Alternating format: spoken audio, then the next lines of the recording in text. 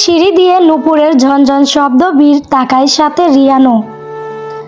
ঠোঁটে কোণে বাঁকা হাসি ঝুলে। বীর অবাক হয়ে তাকিয়ে আছে। কি মিষ্টি লাগছে তার তেজু রানীকে। পরক্ষণে তীক্ষ্ণ চোখে ড্রেসের দিকে তাকায় কেন যেন মনে হচ্ছে এটা তার দেওয়া ড্রেস না।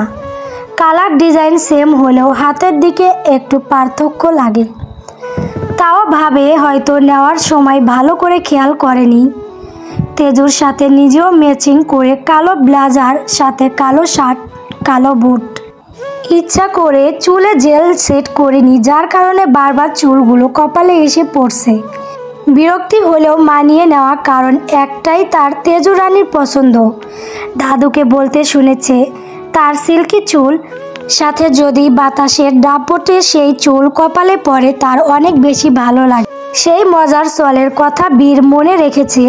থ্যাঙ্কস ভাইয়া, এত সুন্দর ড্রেস আর জুতার জন্য। ওয়েলকাম তেজু রানী, অনেক মিষ্টি লাগছে তোকে। আমাকে কেমন লাগছে বলতো? তোর সাথে কিভাবে যেন ম্যাচিং হয়ে গেল। তেজু একটু ইতস্তত বোধ করে।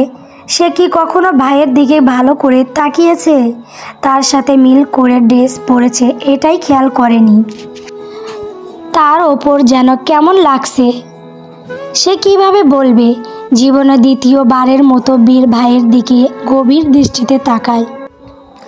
সংকোচ নিয়ে বলল, ভালো লাগছে, কিন্তু চুলগুলো বারবার কপালে পড়ায় ডিস্টার্ব হচ্ছেন। জেল দিয়ে সেট করে নিলেই পারতেন। কেন সুন্দর লাগছে না? নিজের কথায় নিজেই হালকা লজ্জা পায়। তেজু রানী কি কিছু উল্টা পাল্টা মনে করবে? কিন্তু না, তেজু খুব স্বাভাবিকভাবে বলল, না ভালো লাগছে। আপনি বিরক্ত হচ্ছেন তাই বললাম। এতক্ষণে তোর রং শেষ হলো? সময় নেই, তাড়াতাড়ি চল। ওপর থেকে নামতে নামতে রুহি জবাব দেয়। হাতের এক পাশে কাফসিয়া তালুকদার। তেজুর ভালো লাগে এমন দৃশ্য দেখে নিজেকে ছোট করে বলা কথাটা ভুলে যায়। গভীর দৃষ্টিতে তাকিয়ে থাকে। বড়মা চাইলেও তারও এইভাবে খেয়াল রাখতে পারে, কিন্তু না, তার কপালে এত ভালোবাসা সইবে না। বাইরে দাঁড়িয়ে আছে তেজু। ভেবেছিল বীর ভাইয়ের সাথে যাবে, কিন্তু সেই গাড়িতে তার আগে ছোট মা আর ছোট আব্বু উঠে পড়েছে ভাইয়ার পাশে। দাদু বীর কি করবে বুঝতে পারে না। মা বাবাকে তো কিছু বলতে পারছে না, দাদু মুরব্বী মানুষ। সবাই তার ওপর আস্থা করে ওর গাড়িতে দিয়েছে, কারণ সে সেফভাবে গাড়ি চালায়। গাড়ির দরজা খুলে নেমে তেজুর কাছে যায়। তেজু রানী, জি ভাইয়া। বড় মা আর বড় বাবার গাড়িতে উঠে পড়ো। বড় বাবাকে সামনে বসতে বলিস, তুই বড় মার সাথে বসিস। আচ্ছা, আপনি তাড়াতাড়ি যান ভাইয়া, দাদু গাড়িতে বেশিক্ষণ থাকতে পারে না। বীর হাসে। এই মেয়ের সব দিকে দিয়ে খেয়াল, একমাত্র নিজের দিকে ছাড়া। হাঁটু গেড়ে তেজুর পায়ের কাছে বসে পড়ে। চমকে যায় তেজু। তার মাঝে পায়ের কাছে শীতল হাতের স্পর্শ পায়। পেছন হাঁটতে গেলে যেতে পারে না। উফ, তেজু রানী, নড়াচড়া করছিস কেন? জুতার ফিতা খুলে গেছে, লাগাতে পারছি না। চুপ করে দাঁড়িয়ে থাক। ভাইয়া আপনি উঠুন। পায়ে হাত দিচ্ছেন কেন? আমি পারবো। বীর কানে নেয় না তেজুর কথা। খুব যত্নে বেলটা লাগিয়ে দেয়। অজান্তে তেজুর কান্না পায়। কথাই আছে, ভালোবাসার কাঙ্গাল মানুষগুলো হঠাৎ হঠাৎ কারো ভালোবাসা পেলে অনেক বেশি আবেগী হয়ে যায়। তেজুর বলায়ও তাই। সবাই যার যার মতো গাড়িতে উঠে গেছে। একমাত্র এই মানুষটা তার ছোট ছোট সব জিনিসের খেয়াল রাখছে। কি দিয়ে শোধ করবে এই মানুষটার ঋণ? বীর উঠে দাঁড়ায়। সযত্নে তেজুর চোখে পানি মুছে দেয়। খুব করে বলতে ইচ্ছে করে, যখন তখন চোখের পানি ফেলবি না। এই পানি অনেক মূল্যবান তার কাছে। চোখের কোণে এই পানির আভাস দেখলে তার বুক জ্বলে, কেন বুঝিস না? কিন্তু কথাটা সম্পূর্ণ মনে মাঝে রেখে মুখে বলে, তেজু রানী, নিজের প্রতি এত অবহেলা করলে চলে না। খেয়াল রাখবি তো একটু। দেখ, যদি এখন বেল্টে বাজে পড়ে যেতি তাহলে ব্যথা কে পেত? দাদু আর আপনি আসেন না খেয়াল রাখার জন্য? হঠাৎ ঠোঁট কেঁপে ওঠে তেজুর, যেন ভেতরে কথাটা আটকে গেছে। না চাইতেও তেজুর মুখ দিয়ে কথাটা এসে যায়। পরক্ষণে ভাবে, সে তো মিথ্যে বলেনি, সে সত্যিকে সত্যি মানতে জানে। এই দুইটা মানুষের আশায় শরীরের যত্ন নেয় না সে। তারা আছে তো খেয়াল রাখার জন্য, কিছু হলে আগলে নিবে, এত বিশ্বাস আমাদের উপর। এই জীবনে তেজুর মনে শুধুমাত্র দুইটা মানুষ বিশ্বাস স্থাপন করতে পেরেছে,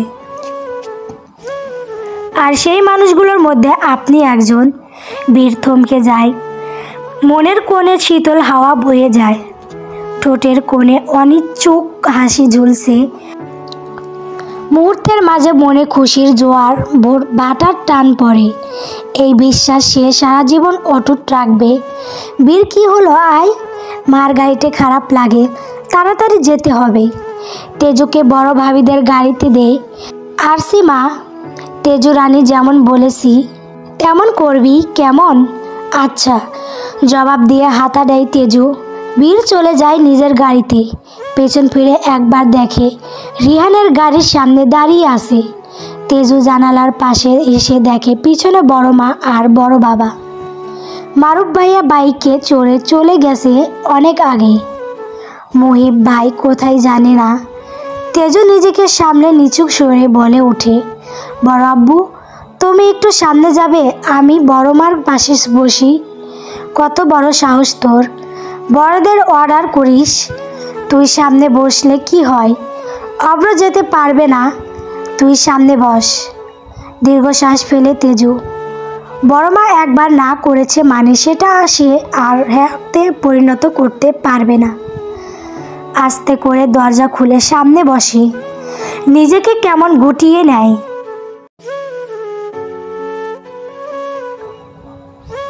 মনের কোণে ভয়ের দানা বাঁধছে।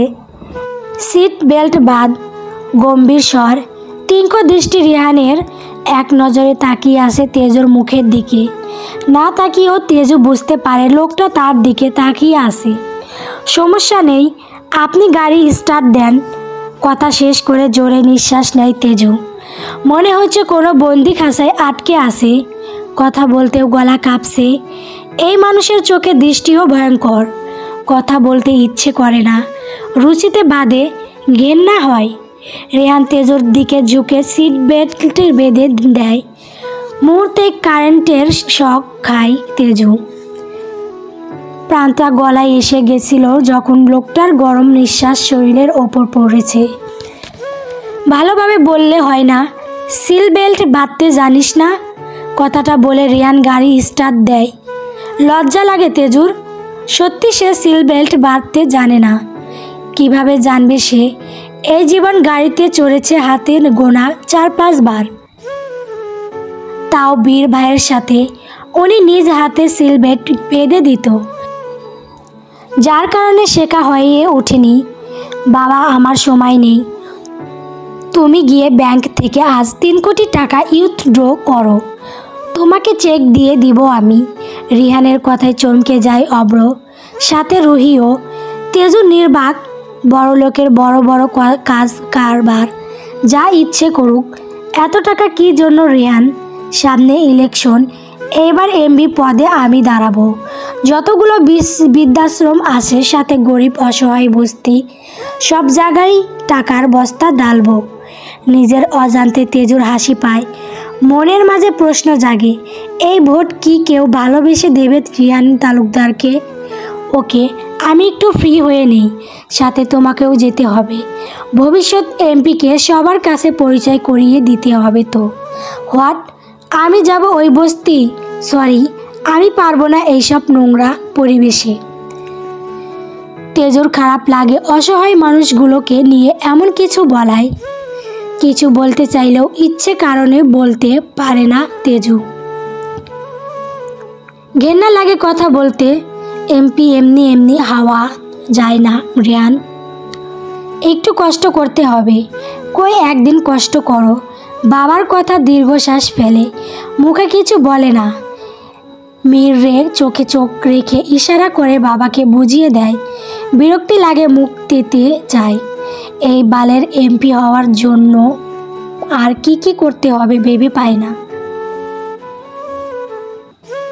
এত টাকা খরচ করছে, তাও নাকি নিজ থেকেও কষ্ট করতে হবে। ক্ষমতা প্রয়োজন না হলে এই 2 টাকার এমপি হওয়া তার কোনো রকম ইচ্ছে নেই। পাশে একবার তাকে স্পিডে গাড়ি টান দেয়। চৌধুরী বাড়ি। এই বাড়িতে তেজু এসে অবাক হয়ে গেছে। জীবনে দ্বিতীয়বারের মতো এসেছে এই বাড়ি।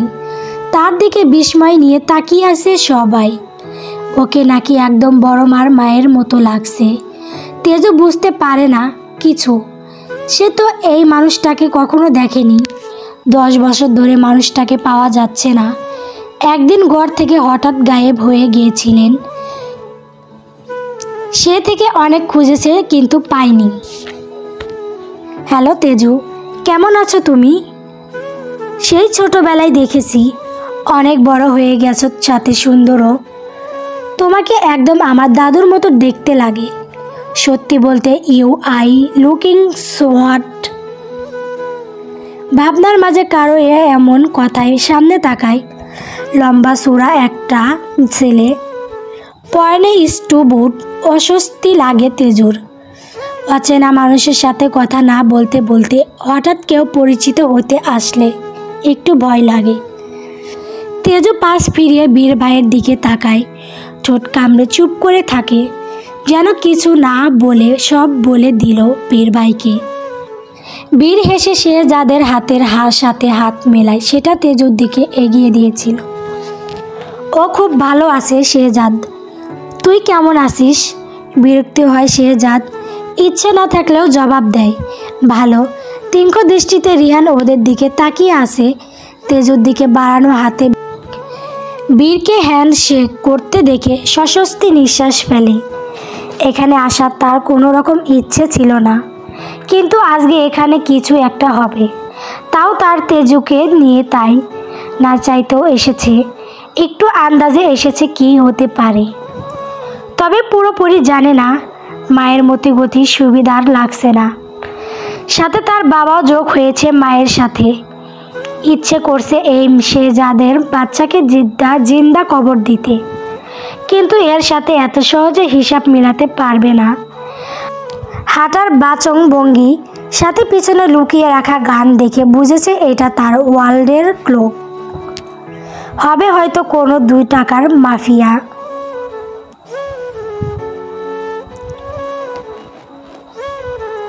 তেজু, পর্ব 11।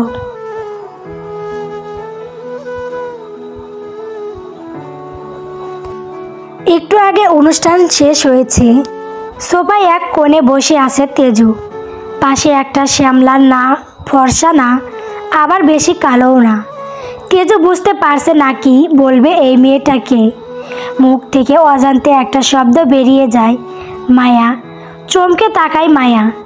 তার নাম কিভাবে জানলো তেজু? সে তেজুকে চিনেছে, কারণ ওই দিন কলেজে দেখেছে।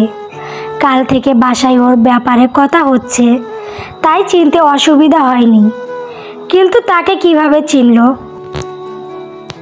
তোমার মুখটা অনেক মায়াবী, যাকে এক কথায় বলে মায়াবতী। তোমার নাম জানি না, তাই মায়া বলেই ডাকলাম। এই মুখটার সাথে নামটা খুব করে যায়। অজান্তে চোখ ভিজে যায় মায়ার।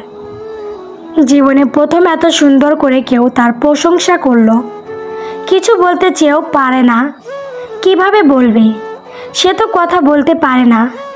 ঠোঁট কামড়ে কান্না আটকায়। তেজু বেশ লিপ্ত হয়ে পড়ে। কেউ না বুঝলেও সে বুঝতে পারছে মেয়েটা কান্না করছে। এই যে তার মতো ঠোঁট কামড়ে কান্না আটকানোর চেষ্টা করছে, তবে কি সে অজান্তে মেয়েটাকে কষ্ট দিয়ে ফেললো? তুমি কান্না করছো কেন? আমি কি কিছু ভুল করেছি? মায়া ইশারা করে বোঝায় সে কথা বলতে পারছে না। বাকশক্তি নেই তার। তেজুও কথা বলতে পারে না, বাকশক্তি নেই ওর। পিছন থেকে মারুফ ভাইয়ের কথায় তেজু অবাক হয়ে যায়। তাই বুঝি মেয়েটা এতক্ষণ তার কথা জবাব দিচ্ছিল না। সাথে অবাকও হয়। অনেক বছর পর মারুফ ভাইয়ের সাথে কথা বলছে। তাকে বাসায় পাওয়া যায় না, ছোট থেকে হোস্টেলে থাকতো। এই 2 বছর হচ্ছে বাসায় এসেছে। তার মাঝে হাসতে গোনা 2-1 তেজুর সাথে কথা বলেছে। অবাক চাউনিতে প্রশ্ন করে, আপনি কিভাবে জানলেন ভাইয়া? আমি ইশারা ইঙ্গিত বুঝি। তোকে এটা বোঝাতে চেয়েছে, কিন্তু তুই বুঝেছিস না। মারুফ বসে সোফায়, তবে তেজুর পাশে না, মায়ার পাশে। একটু গ্যাপ রাখে যাতে মেয়েটা অস্বস্তি বোধ না করে। জীবনে অনেক মেয়ে দেখেছে মারুফ, কিন্তু এমন মেয়ে খুব কম দেখেছে। ডাগর ডাগর জলে টইটম্বর আঁকি, জোড়া ব্রু, সাথে কাঁধ সমান কালো কুচকুচে চুল। এত লম্বা নয়, হবে প্রায় 4 ফুট 9 ইঞ্চি মতো। তার বুক পর্যন্ত হবে কিনা সন্দেহ। এক নজরেই ভালো লেগে যায় মারুফের।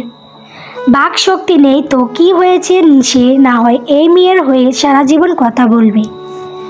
তার বাক শক্তি সে হয়ে উঠবে। মারুফ বিশ্বাস করে একটা মানুষকে সব দিকে পূর্ণতা নিয়ে জন্মাতে হবে এমন কোনো কথা নেই, থাকুক না হয় একটু ত্রুটি। তোমাকে আমি প্রথম কলেজে দেখেছি, বন্ধু হবে আমার? মায়া ইশারা করে বলে, হাত এগিয়ে দেয়। ভীষণ ভালো লেগেছে তার তেজুকে, কিন্তু তেজু বুঝতে পারছে না। লাস্টেরটা বুঝেছে, কিন্তু প্রথমটা কি বলেছে জানে না। হ্যাবলা ক্লান্ত মতো মাথা নাড়িয়ে হাত মিলায়। ওকে, আমরা বন্ধু আজ থেকে, কিন্তু আমি তো এখানে আসি না, আর আসবো কি জানি না। তোমার নাম্বারটা দাও, আমি মেসেজ দিব, ভিডিও কলে কথা বলবো। মারুফ বুঝতে পারে তেজু প্রথম কথাটা বুঝেনি, কিন্তু শেষেরটা বুঝেছে, তাই নিজে বুঝিয়ে দেয়। তেজু ও তোর কলেজে পড়ে, একটু আগে এটা বুঝিয়েছে, তাই প্রতিদিন চাইলে তোদের দেখা হবে। মারুফকে যত দেখেছে তত অবাক হয়ে যাচ্ছে মায়া। লোকটা তার সব কথা বুঝছে, কিন্তু কি করে? একবার নিজের হাতের দিকে তাকায়, আর একবার মারুফের হাতের দিক। সে আর এই মানুষটার মাঝে হাজার পার্থক্য। কেমন ব্রিটিশদের মতো ফর্সা, আর সে কালো। শ্যামবর্ণ বলা যায় না। মানুষটা লম্বা, সে তার অর্ধেকও নয়। চুলগুলো লম্বা, পিছনে জুটি করা মেয়েদের মতো, আর সেই মেয়ে হলেও চুল কোঁকড়ানো। সব কিছু ঠুকিয়ে ঠটিয়ে দেখকে চোখ নামিয়ে ফেলে। মায়া, এখানে কি করছিস? আম্মু ডাকছে, যা উপরে। পেছন থেকে আদেশের স্বরে শেহজাদ বলে ওঠে। মায়ার খুব ইচ্ছে করলো তাকাতে, কিন্তু পারবে না। ভাইয়া এসেছে, কথার একটু এদিক ওদিক হলে হয়তো সবার সামনে থাপ্পড় লাগাবে। উঠে মারুফের পাশে কেটে চলে যায় ওপরে মায়ের কাছে। মায়া হেঁটে যাওয়ার বাতাস শরীরে লাগতে মারুফের হৃৎপিণ্ড কেঁপে ওঠে। হাঁসফাঁস লাগছে। তবে কি সে অজান্তে মেয়েটাকে নিজের মন দিয়ে বসলো? রিহানের কানে ফোন, কথা বলছে একজনের সাথে, কিন্তু চোখ আর মস্তিষ্ক সব তেজুর দিকে। এতক্ষণ সব কিছু মনোযোগ দিয়ে দেখেছে। শেহজাদাকে সেখানে যেতে দেখে মেজাজ খারাপ হচ্ছে। খুঁজে নিয়েছে এটা তার ওয়ার্ল্ডের লোক, পিএস গ্যাং এর ডিভার। যা অনুমান করেছে এটাই সত্যি হয়েছে। বোন চলে যেতেই শেহজাদ আস্তে করে তেজুর পাশে বসতে চায়, কিন্তু কোথা থেকে বীর এসে দপ করে বসে পড়ে। বীরের এমন কাজে রেগে তীক্ষ্ণ দৃষ্টিতে তাকায় শেহজাদ। এই বীরের জন্য তেজু একটু কাছাকাছি ঘেঁষতে পারছে না। কেমন ছায়ার মতো আগলে রাখছে। খাওয়া থেকে হাত ধোয়া পর্যন্ত পাশাপাশি থাকছে। তার বুঝতে অসুবিধা হয় না, এই তেজুকে ভালোবাসে। শুধু ভালোবাসে না, পাগলের মতো ভালোবাসে। কিন্তু লাভ নেই, এই মেয়েকে তার ভালো লেগেছে। ছলে বলে কৌশলে ঠিক নিজের করে নিবে। এমনিতে একটু পর শুরু হবে আসল খেলা। গিয়ে মারুফের পাশে বসে। তেজুর পাশে বীরকে বসতে দেখে সস্বস্তি নিঃশ্বাস নেয় রিহান। ভালো করে পরখ করে দেখে 3 ইঞ্চি মতো ফাঁক রেখেছে তেজুর থেকে নিজেকে। বীরের এই কাজটা ভালো লাগে, সেজন্য একটু হলেও বিশ্বাস করে তার তেজকে কখনো অপবিত্রভাবে স্পর্শ করবে না। যেদিন সবার মতো ও তেজের দিকে খারাপ নজরে তাকিয়ে খারাপ স্পর্শ করবে, সেদিন বাকিদের মতো তার শেষ দিন হবে। যতই তার তেজের খেয়াল রাখুক, চোখে ছোঁয়ার একমাত্র অধিকার রেহান তালুকদারের। স্যার শুনতে পেরেছেন। কি করব মুহিবদের? ফোনের ওপাশ থেকে শামীমের কথায় ভাবনা থেকে বের হয়ে নজর সরিয়ে নেয়। পাথরের মতো শক্ত কণ্ঠে বলে, ঠিক রাত 1টায় ইন্সপেক্টর অনর্ণকে খুব খবরটা দিবি। রাত 2টা যেন মৃত্যুর খবর তালুকদার বাড়িতে আসে, এর 1 মিনিট যেন এদিক ওদিক না হয়। এমন শক্ত কণ্ঠে শুনে শামীমের কলিজাটা কাঁপে। বুঝতে পারছে না এখন খবর দিলে কি হয়েছে, তাও বসের হ্যাঁ তো হ্যাঁ মিলাই, না হলে দেখা যাবে তার মাথাটাই থাকবে না। আচ্ছা ঠিক আছে বস। শামীম কল কেটে মুহিবদের দিকে তাকায়। তার বস অনেক বেশি চতুর, খবর যাতে না ছাড়ায়। ঠিক একটা লটর ফটর হাসপাতালে ভর্তি করেছে। ডাক্তার সব টাকা দিয়ে কিনা নিয়েছে, যার কারণে খবর ছাড়ানোর 1% সম্ভব নয়। শামীম ভালো করে মুহিবের দিকে তাকায়। রক্ত পরিষ্কার করে দেওয়া হয়েছে, কিন্তু কোনো জায়গায় চিকিৎসা ব্যান্ডেজ ওষুধ দেওয়া হয়নি। 10টার পর জিজ্ঞাসা করতে বলেছে বস। ততক্ষণ একটু কষ্ট অনুভব করুক। মুহিদের কোনো রকম নাড়াচড়া নেই, নাকে হাত না দিলে বোঝা যায় না মরেছে নাকি বেঁচে আছে। কি ভয়ঙ্কর দেখতে লাগছে। কোথায় আছে? পাপ কেউ সারে না। আজ এই পতন হয়েছে তার বসের হাতে। কত মেয়েকে করেছে হিসাব নেই, বারবার টাকার জোরে বেঁচে গেছে। রাত 9টার সোফায় গোল হয়ে ড্রয়িং রুমে বসে আছে সবাই। রিহানের 2 মামা আরমান চৌধুরী মারা গিয়েছে। তার ছেলে শেহজাদ চৌধুরী, মেয়ে মায়া চৌধুরী, স্ত্রী ইকরা চৌধুরী, ছোট মামা ইফতিয়ার চৌধুরী, স্ত্রী স্নেহা চৌধুরী, 2 মেয়ে রিমা চৌধুরী, ইফা চৌধুরী। তেজুর কাছে অদ্ভুত লাগছে সব কিছু।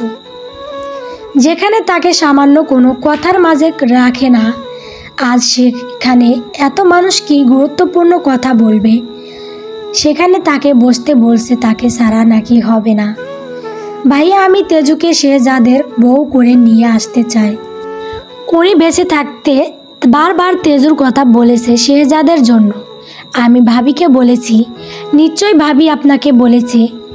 এমনিতে আমার ছেলেও তেজুকে পছন্দ করেছে। চমকে যায় বীর, হাতে মুঠো করে রাখে। আগেই জানতো এমন কিছু একটা হবে। তেজু বিস্ময় নিয়ে প্রথমবার রিহানের দিকে তাকায়। কেন তাকিয়েছে জানে না, কিন্তু তাকায়। রিহান আগে থেকে তাকিয়েছিল। চোখাচোখি হয়ে যায় দুজনের। রিহান দৃষ্টি ফিরিয়ে নেয়। এই চোখে চোখ রাখা তার জন্য অনেক বড় কিছু। ঠোঁটের কোণে হাসি ঝুলছে। সে দেখতে চায় জল কত দূর গড়ায়। তারপর না হয় হিসাব নিকাশের খাতাটা নিজের ভাষায় বন্ধ করবে। এটা কি করে হয়? দাদু ভাইয়ের তো বিয়ে হয়ে গেছে। কাশফিয়া চৌধুরীর কথায় কেউ পাত্তা দেয় না। অব্র তালুকদার মায়ের উদ্দেশ্য বলে, এটা আইন অনুযায়ী বিয়ে ছিল না, মুখে 3 কবুল পড়ে বিয়ে হয়েছে। তেমন 3 তালাক বলে ডিভোর্স হবে। আমি এইভাবে তেজুর জীবনটা ধ্বংস করতে দিতে পারবো না। যদি রিহান তেজুকে ভালোবাসে, লোক সম্মুখে এই সম্পর্কের গুরুত্ব দিত, তাহলে আমি নিজে কখনো এই বিয়ে করতে দিতাম না। কিন্তু যেখানে রিহান এই বিয়ে মানে না, সেখানে থেকে তেজুর জীবনটা নষ্ট হোক আমি চাই না। তাই বিয়ে হবে শেহজাদ সাথে। ছেলে ভালো ব্যবসা করে, আমার চেনা পরিচিত, তাই আমি এক পায়ে রাজি। আমি ভাবির সাথে একমত। আমার বন্ধুদের ইচ্ছা অনুযায়ী আমি পুনরটা দিব। তেজুও সুখে থাকবে। তেজু, তুই কি বলিস? তেজুর দিকে সবাই তাকায় উত্তরের আশায়। শরীর কাঁপছে তেজুর, ভয়ে জেগে ধরেছে। সাথে অবাক হচ্ছে বড় আব্বুকে দেখে। তিনি তার কথা এতভাবে কখনো ভাবতে পারেননি। তিনি ভালো না বাসলেও কখনো খারাপ কথা বা অত্যাচার করেননি, কিন্তু কখনো সাপোর্টও করেনি, ভালোবেসে আগলে নেননি। আজ সবার সামনে ভালোবাসা প্রকাশ করতে দেখে অনেক বেশি অবাক হয়। কি বলবে ভেবে পাচ্ছে না। বড় মার দিকে তাকাতেই দেখে কটমট দৃষ্টিতে তাকিয়ে আছে। ওর মতামতের দিকে কি আছে, এত বছর আমাদের ঘাড়ে চেপে খাচ্ছে, সে অনুযায়ী আজ তো আমাদের কথা ভাবতে পারে। একটু তো ঋণ শোধ করুক। তেজুই কি বলবে ভেবে পাচ্ছে না। ঋণ শোধ করবে কি সে? টলমল চোখে বীরের দিকে তাকায়। নিজ থেকেই প্রথমবারের মতো বীরের হাত ধরে বীর হাসে তেজুর হাতের ওপর হাত রেখে ফিসফিস করে বলে, কিছু হবে না, এখন হ্যাঁ বলে দে, কিন্তু বিয়ে হবে না, আমার উপর ভরসা রাখ। এখন না বললে বড় মা রেগে তোর ওপর আরও বেশি অত্যাচার করবে। হ্যাঁ বল, কিছু হবে না, আমি আছি। কানে বাজছে, আমার ওপর ভরসা রাখ, আমি আছি। তেজু বাক্য দুটাকে অনেক শক্তি পায়। দাঁত খিচে চোখ বন্ধ করে বলে, আমি রাজি। চমকে যায় রুহি। একটুর জন্য ভেবেছিল তেজু রাজি হবে না। কেন যে রুহির কান্না পায়, সবার আড়ালে চোখের পানি মুছে নেয়। তবে কি তার কথার ঋণ শোধ করার জন্য মেয়েটা রাজি হয়ে গেল? ঠিক আছে, তাহলে আর 2 মাস পর এপ্রিল 22 তারিখ বিয়ে। তেজু মামুনি এখনও ছোট, এপ্রিল তো 6 তারিখ 18তে পা দিবে। তাই আমি চাই 18 বছরে বিয়ে হোক, যাতে কেউ আগের মতো কিছু বলতে না পারে। অব্র তালুকদারের কথায় সবাই সাই জানায়। তেজুর চোখ বেয়ে 2 ফোঁটা জল গড়িয়ে পড়ে। তা মাটি ছোঁয়ার আগে বীরের হাতে পড়ে। বীর ভয়ঙ্কর দৃষ্টিতে সে জেদাকে দেখে। এই বিয়ে যে সে বেঁচে থাকতে হবে না, কিন্তু তার তেজু রানী ভীষণ জেদি, কিছুতেই এই বাড়ি থেকে যাবে না। এখন যদি বিয়েতে না বলে, তাহলে বাড়ি গিয়ে হয়তো নিঃশ্বাসটাই বন্ধ করে দিবে। তাই না চাইতেও হ্যাঁ বলতে বলেছে। ঠিক আছে ভাইয়া, তাহলে এই কথাই রইল। ইকরা চৌধুরী কথায় বিপরীতে রুহি বলে ওঠে, ওকে তাহলে আমরা বাড়ি যাই, রাত হয়ে যাচ্ছে। এখন তো আসা যাওয়া আগেই থেকে বেশি হবে। কথা বলে বেরিয়ে যায় সবাই। এইবার বীরের পাশে বসে তেজু বাবাকে রিহানের গাড়িতে পাঠিয়েছে। পেছনে মায়ের সাথে দাদু। রাত 11টা। তালুকদার বাড়ি। রিহান দাঁড়িয়ে আছে ছাদে, পাশে অব্র তালুকদার। রিহানের হাতের মাঝে সিগারেট যা এক টান দিচ্ছে, সাথে আকাশে দোয়া ছাড়ছে। সিগারেট শেষ টান দিয়ে পায়ের সাথে পিষে ফেলে। বাবা, তুমি কিন্তু কথার খেলাপ করছো। মায়ের কথাই কেন বাগাচ্ছ? আমাকে কি কথা দিয়েছিলে মনে নেই? তেজুকে সারা জীবন আমার সাথে থাকবে, তুমি বাধা দিবে না। কিন্তু আজ এমন কেন নিজের কথা ভুলে যাচ্ছ? অব্র হাসে ছাদ থেকে নিচে বাগানের দিকে তাকিয়ে জবাব দেয়, আমার দেওয়া কথা মনে আছে আমার, কিন্তু তুমি তো নিজের দেওয়া কথা ভুলে গেছো। তুমি কথা দিয়েছিলে তেজুকে ভালোবাসবে, আগলে রাখবে, লোক সম্মুখে তোমাদের সম্পর্কে কথা তুলে ধরবে। তেজু বড় হলে দ্বিতীয়বার বিয়ে করবে, ওর ওপর কোনো রকম অত্যাচার করবে না, সব সময় বিপদ থেকে আগলে রাখবে। কিন্তু কই তোমার কথা? কোনো কথাই তো তুমি রাখছো না। তুমি যদি নিজের কথা না রাখো, আমি কেন রাখবো? আমিও আবার বিয়ে দিব, তেজুও সুখে থাকবে। কথা শেষ করে অব্র তালুকদার চলে যায়। রিহান রেগে কি করবে ভেবে পায় না। একের পর এক ঘুষি মারে ছাদের ফ্লোরে। রক্ত ভেসে যাচ্ছে হাত। কেউ বুঝছে না তার ব্যথা। সে কি ইচ্ছে করে করছে সব? সে বাধ্য এসব করতে। ক্লান্ত হয়ে বসা থেকে উঠে দাঁড়ায়।